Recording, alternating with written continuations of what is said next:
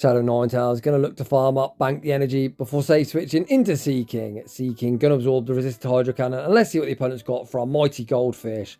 The opponent sends out Skeleturge. Seaking, operating on this double legacy moveset, has access to Drill Run that's going to land for heavy super effective damage. Drill Run gets the opponent below half health. The opponent farm up, look to play 2 CMP, losing CMP, and that might be a decision the opponent lives to regret. Welcome back to the channel. Today we're doing something a little bit different from my usual style of content. Today I will not be featuring a triple shadow team. Instead we are entering the Spice Zone, taking a look at my level 50 fully maxed out double legacy Seaking in the Open Ultra League. Until the day I played these battles, this is actually a triple legacy Seaking, also having Poison Jab. However, Season 24's move update saw an absolutely massive buff to the former terrible move Peck, now becoming a Shadow Claw clone. This had a huge impact on the meta, making Pokemon like Fearow, Dodrio, Togekiss and even Murkrow meta contenders.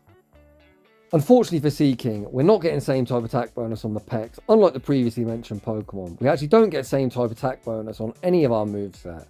However, being a mono water type, we're only weak to two things, that'll be Grass and Electric. So we can actually get both our counters back for super effective in return. I mean, it should at least have play in more or less every matchup.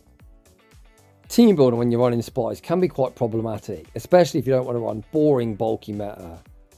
I thought, what can cover that weakness to both Grass and Electric? I thought, why not run my Kanto Ninetales? I've got one maxed out all the way at level 51, and it is double buffed this season. Rounding out the team is going to be Kingdra for two reasons. Firstly, I think the core of Ninetales and Kingdra cover each other nicely. It's also pretty unique as well. I haven't seen anyone else try to run this core. And secondly, with Kingdra on the team, all three of my Pokemon are repping that Best Buddy badge. Ninetales is actually the Pokemon that I'm going to be Best Buddy equipping for today's battles. For complete transparency, when I first ran this team, I went a big fat 0-5. In 3 of them battles, I kind of got hard countered. However, the other 2 losses were definitely on me. I let frustration and tilt kick in and played like an absolute potato. Over the past few seasons I've scrapped so many video ideas. If the first set's gone poorly, I've just give up, thought fuck this game, and I've just stopped battling.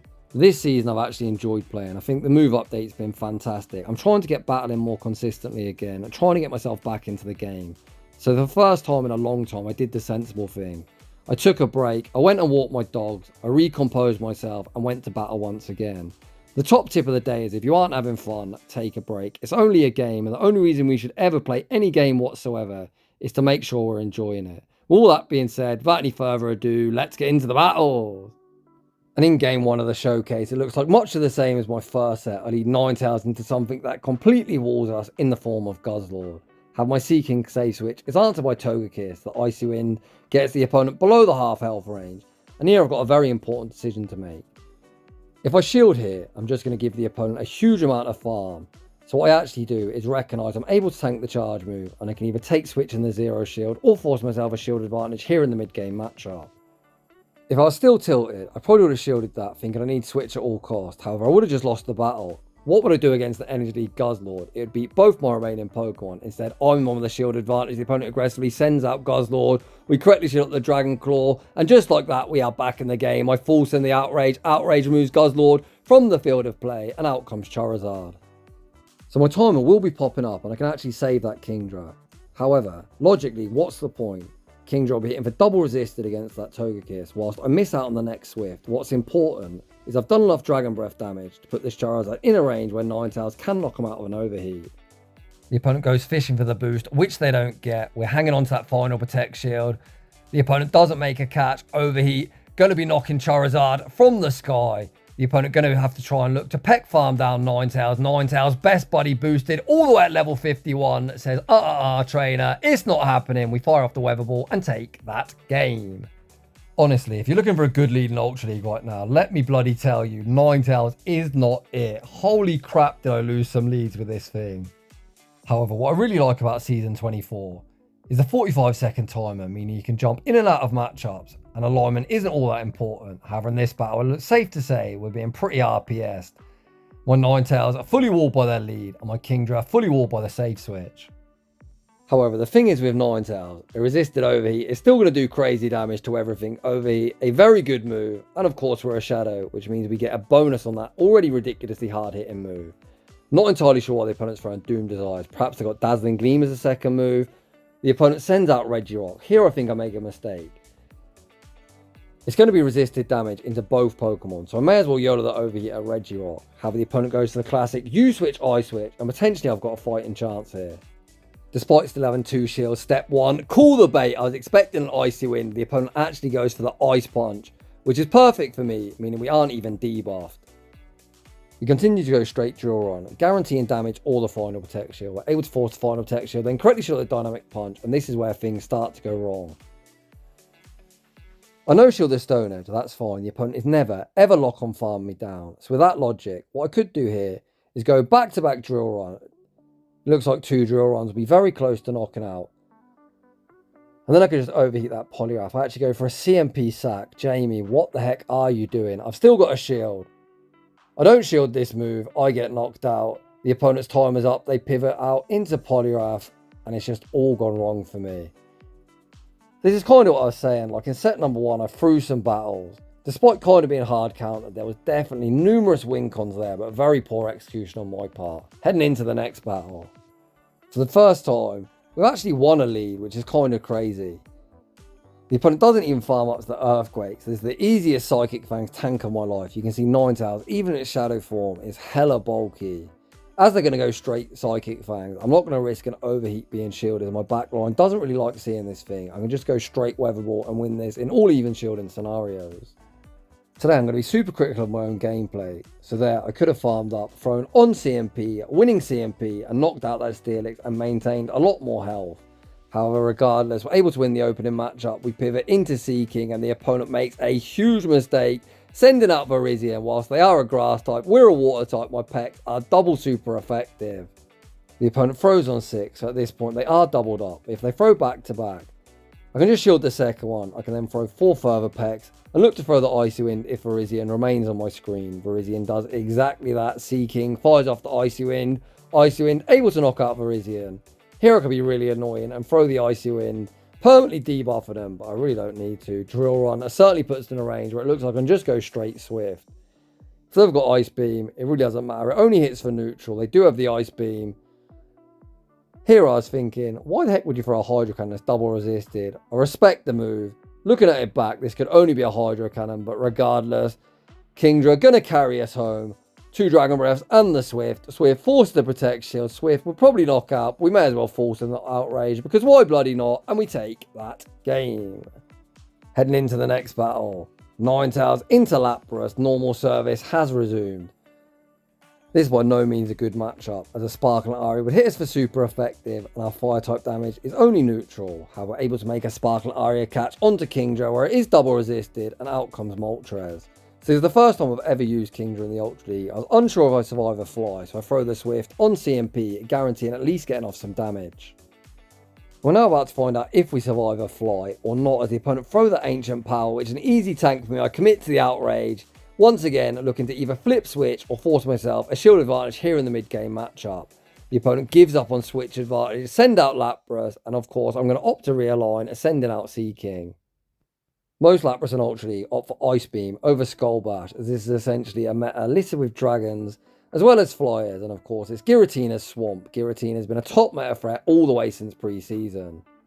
Despite me not getting same type attack bonus on any of my moves, as they're forced to go for resisted Sparkling Arias here, my non-stab Drill Runs are actually doing more. Seaking, over farms, fires off yet another Drill Run, guaranteeing big damage, all the first protection, the opponent don't shield, we're able to Peck farm down, and out comes for Alligator. I'm yet to throw anything other than a Drill Run. We go for a cheeky Masturbate in session, throw the Icy Wind, potentially meaning, at worst case, we should be able to survive a Hydro Cannon. But as I've got 2 shields, we are not going to test that theory, if at all we can help it. One Overheat won't quite be lethal. We're going to need to land a Weather Ball into an Overheat. The opponent correctly no-shield the first move. And this time we're full sending. The question is, does the opponent respect the damage? They do not. For Alligator near gets one shot. The Ember sneaks. I can just shield this move up. That Ember will be knocking out Ninetales on a full fire moveset. Is a for Alligator counter confirmed? You heard it here first. Heading into the next battle. You guessed it. Yet another lost lead. However, we're not going to complain. Instead, we're going to try and make some good plays and find ourselves some way of getting an advantage in the mid-game matchup. Able to successfully catch the Hydro Cannon. I can't believe the opponent didn't Night Slash bait me. The opponent continued to stay in. Fire off yet another Night Slash. Greninja users love to shield everything, but once again, guaranteed damage or a shield.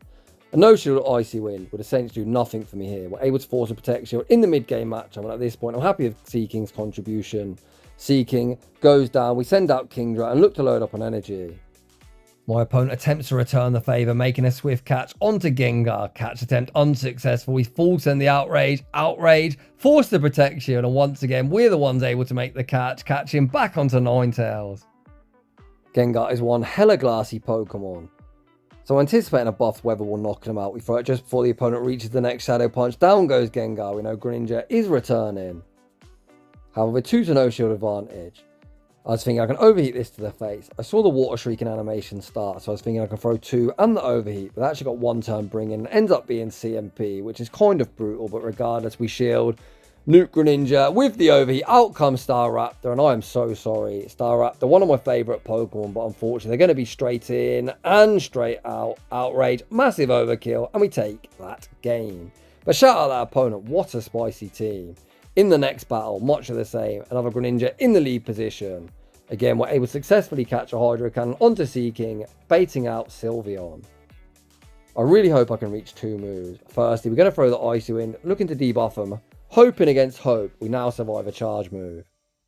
Let's go Seaking. In Seaking, I believe Side Shot gets me low. We attempt to reach the drill run, not getting damage registration error, and unfortunately we get knocked out. If I was Best Buddy boosted there, potentially I would have survived that move, but I don't even think a drill run will be lethal. Undeterred, Ninetales re-enters the arena, fires off the Weather Ball, removing them from the field of play.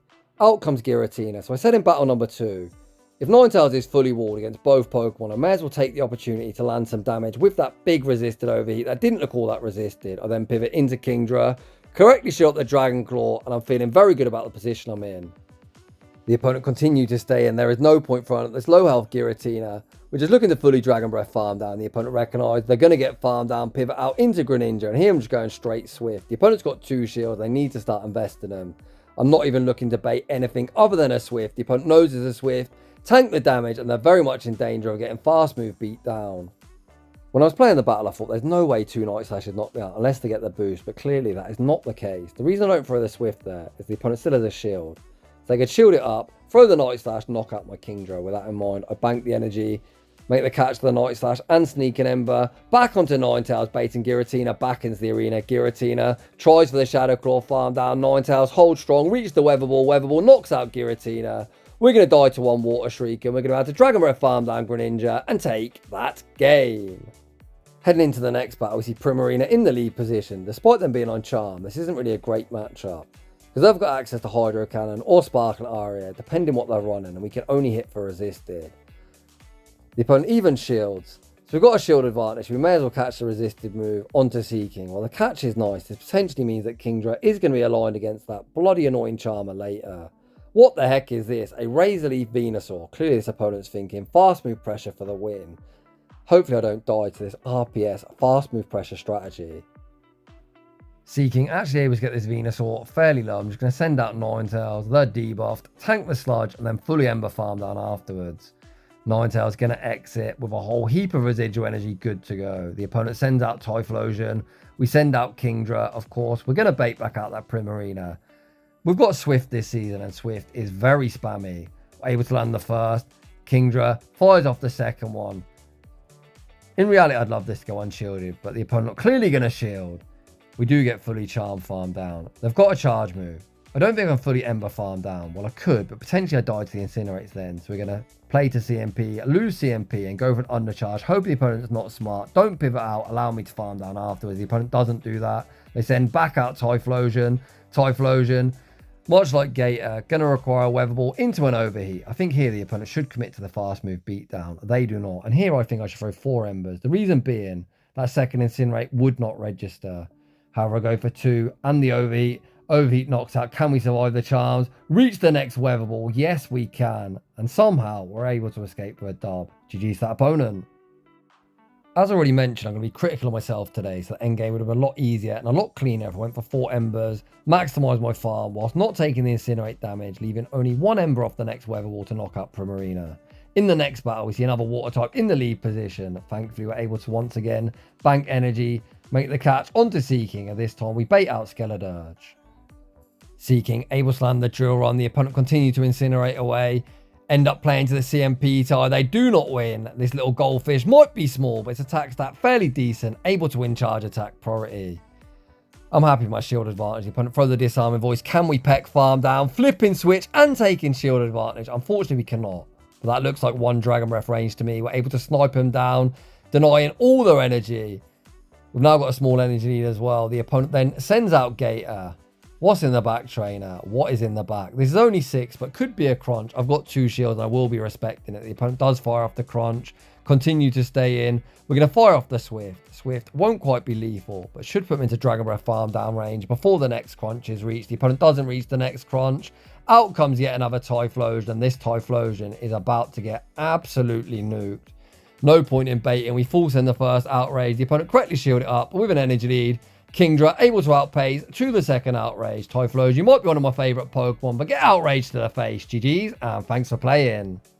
Heading into the next battle, we see yet another horrible lead. Holy cow, who did I piss off at Niantic or Scopely? I probably merit it, to be honest, as all they do is slag them off when they make terrible decisions. Have a Niantic/Scopely. How many times have I said your move update's fantastic? Give me a bloody break. On a more serious note, of course I am joking. It kind of sometimes how days go in GBL. I ran this team after its action posted Guzzlord. What was I expecting? My Seaking save switch is pretty much unanswered as out comes Guzzlord. And this time I am going to fight for switch. I want Ninetales nowhere near that Nidoqueen. Out comes Togekiss, Seaking, completely core breaking the opponent. Let's go little Seaking. And if the opponent tried to fully Peck farm me down, we're going to reach another Icy Wind. The opponent recognised it and looked to dump energy. Despite Kingdra having a typing advantage against Nidoqueen, it's not that great a matchup as of course we've got no water type charge moves. We see the opponent switch in, send out Kingdra, and I think here all I've got to do is get off some damage. So I'm going to actually go straight Swift, because that will put them into Weather Ball range. We fire off the Swift. Swift actually forced the Protect Shield, and at this point I'm thinking, do you know what, that's just going to be Overheat range. I should be in a good spot. So here we're going to reach the Overheat at exactly the same time as the Poison Fang.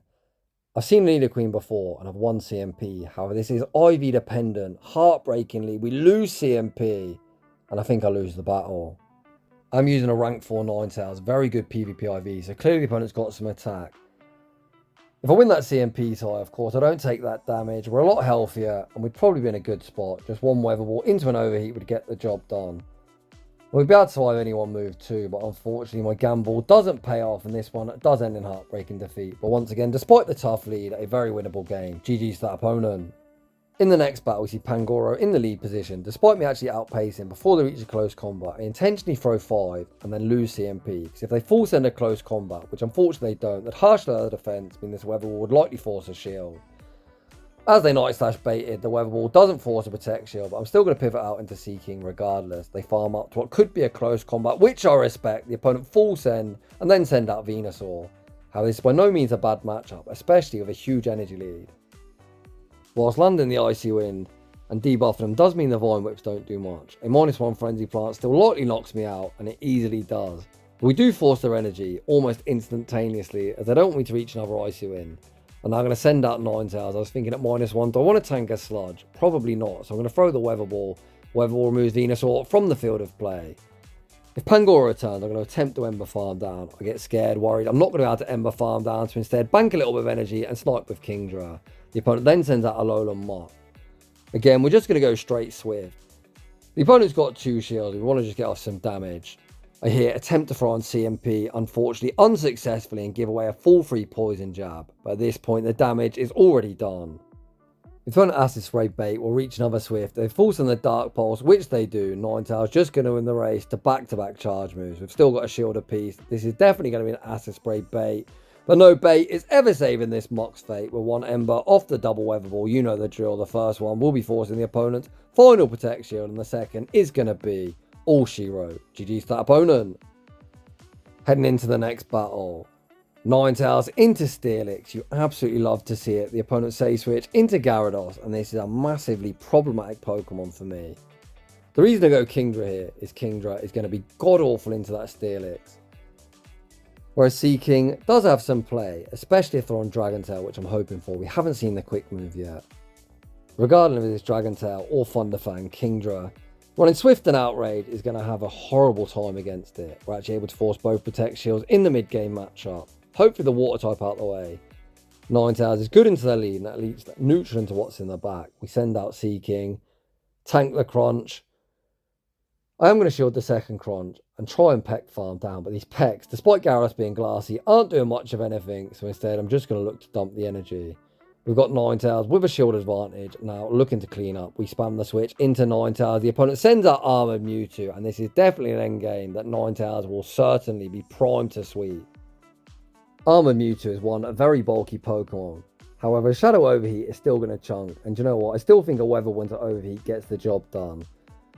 I shield up the Side Strike, over farm, fire off the Overheat. Is this Overheat range Mewtwo? You might be thick, but you, sir, are not thick enough. Overheat picks up the one-hit KO. I reset that debuff, bank the Overheat, and this game is signed, sealed, and delivered. The only lose con for me is having a heart attack, or unfortunately getting one-turn bring-in, which thankfully we're not getting all that commonly this season. The opponent commits to the full Thunderfang farm down. We don't get one-turn bring-in. We've got the Overheat locked and loaded, and that is going to be all she wrote. GG's that opponent. In the next battle, back-to-back one leads. After a string of tough leads, we get two good leads in a row. The opponent Save switches into Primeape. We are able to outpace to the Weather Ball, taking only 8 turns. To my surprise, they don't invest in Primeape, and I send out Seaking. Here the opponent farm up to 8. A non-boosted close combat will be survivable. They go for the Rage Fist.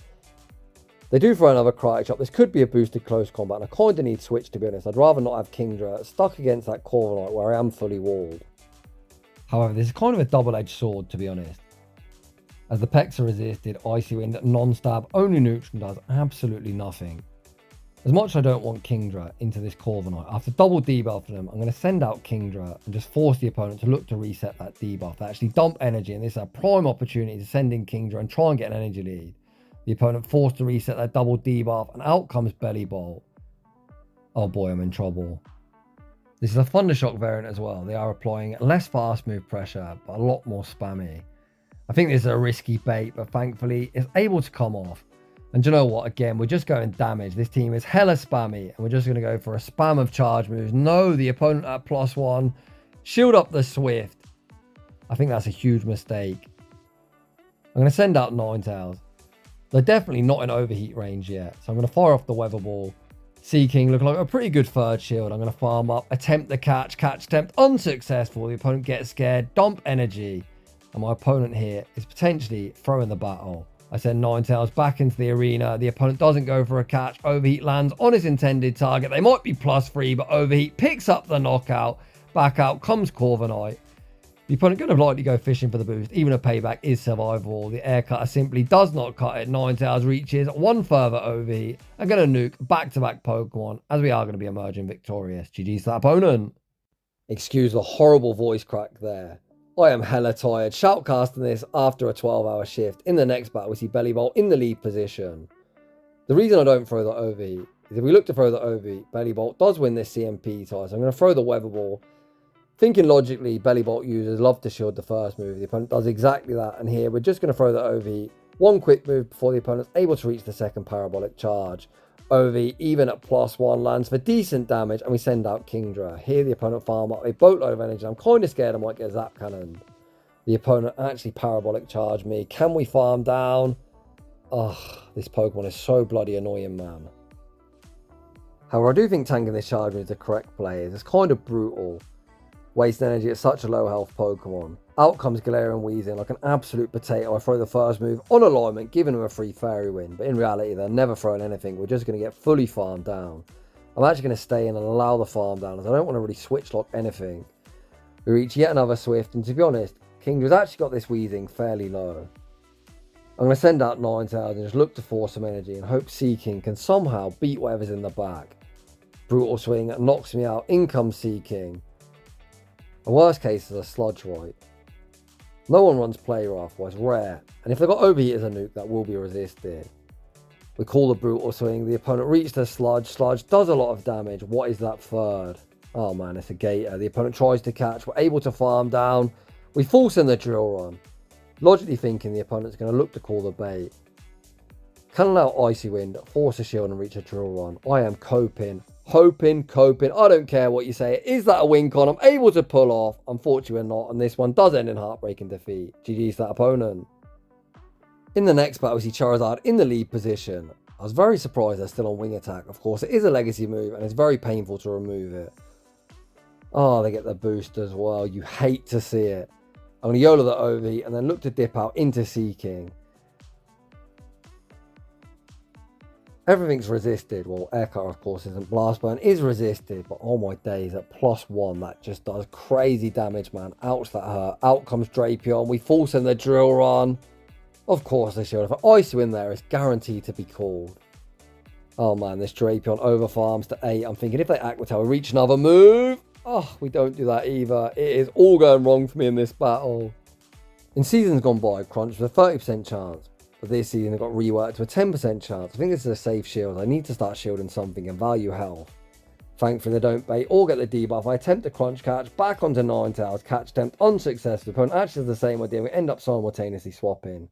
Weatherball removes Charizard from the field of play and out comes Greninja. I should have committed to the overheat here. I was worried to get Water Shriek and farm down, but regardless, I think I had to commit to it. I'm actually able to reach back-to-back Weatherballs. Potentially giving me a chance here. Again, much like the previous battle, I'm definitely coping. I intentionally throw on CMP here, hoping they shield this up. If they're smart, they're never shielding this up, as they've got a very easy win con. Just land back-to-back crunches. The opponent recognises their win con. Rely on Drapion. Now, my only win con is then baiting like an absolute potato. There's no point in baiting. Please bait. They don't bait. Land the crunch, and it is curtains for me. GG's that opponent. Heading into the next battle, we see Steelix in the lead position. The opponent's on Dragon Town, opting to stay in.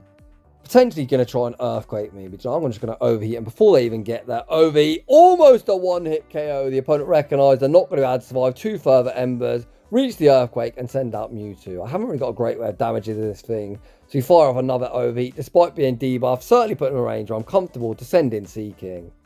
I'm just going to look to use Seaking as a damage sponge. Side Strike still does a lot, but Seaking tanks it reasonably well. Icy Wind won't be lethal. However, we are going to get it off before the next Side Strike's reached. And do you know what? I'm just going to try and Dragon Breath farm them down. The opponent needs to pivot out, or they're going to get Dragon Breath farm down. Either way, we've got Kingdra with an energy lead. We send out Kingdra. The opponent stays in, thinking they'll reach a Side Strike, recognise they're not going to get there.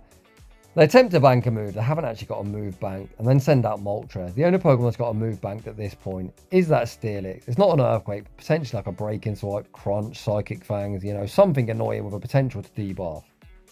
Much as I love nuking, we've already landed 2 nukes in this battle, and my safest win con is just straight Weatherball / Swift spam. Ninetales re-enters arena, fires off the Weatherball, forcing the opponent's final protection. I've still got 2 here. The catch is inevitably coming at some point. They try to catch on Mewtwo. Mewtwo gets farmed down. Steelix can re-enter the arena and force my final protection, but Moltres doesn't have a move bank, so we're going to shield this up. And do you know what? Ninetales is going to land his 3rd overheat in the battle, and that is going to be all she wrote. GG's that opponent. Shadow Ninetales landing 3 overheats in the final battle. You absolutely love to see it. So should you rush out and spend 500,000 Stardust and 2 Elite TMs on Seaking? Well, that is of course up to you. I personally have a lucky one, so it didn't cost me that much Stardust. My IVs are 14, 15, 15, so good enough. It's definitely fun, usable spice. We don't need to rush and build it. It's by no means a top meta threat, but certainly playable. I think Kanto Ninetales was without a doubt the star of the show. Quite a high risk, high reward Pokemon, if I'm being honest, especially if you're on the full fire moveset, as you are walled by quite a lot of Pokemon, but it's still so much fun when that Shadow Overheat lands. Kingdra as well, greatly improved and quite a cheap Pokemon to build. The reason why it's Best Buddy badged is because it was going to be back in the day for Ultra League Premier Classic, a level 41. It technically doesn't need the XL Candy if I was to equip it as my best buddy. Another very fun Pokemon that is double buffed this season as Dragon Breath has been reworked and it gained access to Swift. But with all that being said, if you're enjoying the content, smash that like button if you're new, consider subscribing if you'd like your battles featured on my channel. A link to a battle submission form is down below. And as always, a huge thanks for watching and I'll see you all in the next one.